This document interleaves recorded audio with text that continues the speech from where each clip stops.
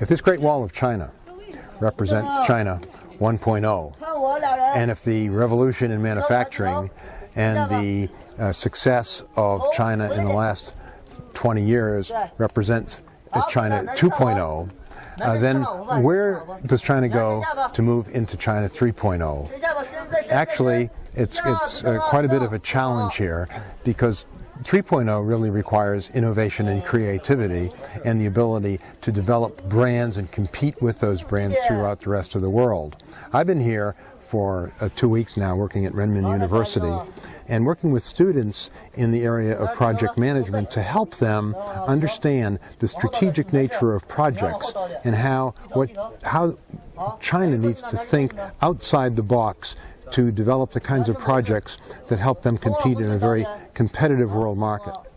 To move into 3.0 is quite a challenge from the cultural point of view, because the Chinese basically work very well in groups, and there's cultural anthropologists will say that there's very high power distance here.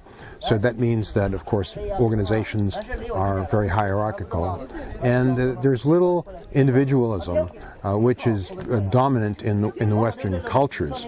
And it could be that a different balance in high power distance and individualism is necessary to be creative and innovative.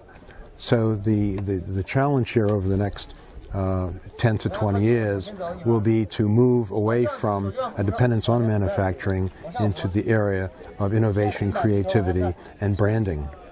Can they do it? That's hard to say. Culture changes slowly. Many of the students that I've worked with here are very capable of working in creative environments, but the organizations into which they go tend to be much more hierarchical. And what I've seen here is that when people enter at the lower levels from a very westernized education, where they expect a flat organization, where they expect discussion, where they expect openness and external views, what happens is the organization slowly, as they move up the organization, starts to transform them into more bureaucratic and hierarchical participants in the business environment. So the question is, can these people that are very, very, very well educated and accustomed to and familiar with the flat organization, can they work their way up in the organization and then promote a flatter, creative, more open external environment? That's the challenge, I think, for 3.0, is basically changing a lot of the working culture.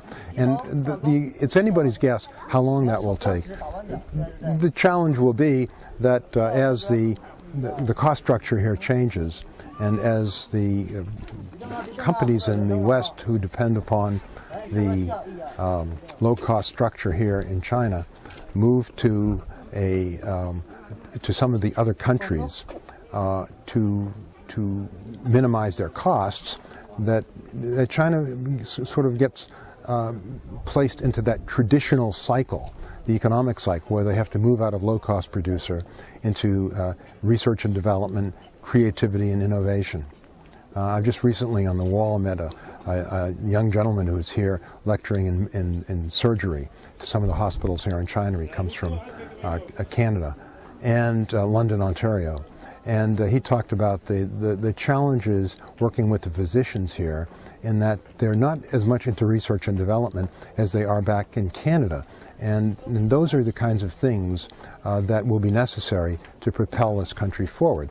Now, one other aspect of it, which he mentioned, which I think has a significant parallel in the working environment, is that in the operating theater, that there were many, many surgeons, and as a result, a hierarchy played a strong role. There wasn't much discussion, and as the top person made decisions in surgery, the rest of them followed.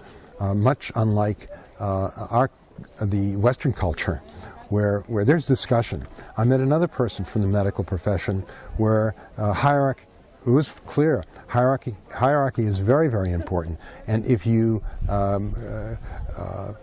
countermand the decisions made from senior people, then there's quite a penalty to be paid, not only in being scolded and reprimanded, but perhaps even losing one's position.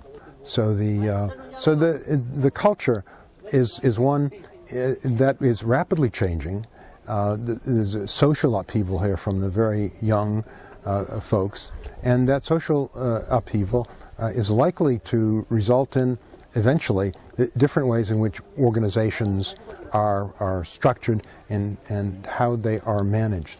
That will be interesting to see, and it may be that that will be the only way that China can move into 3.0.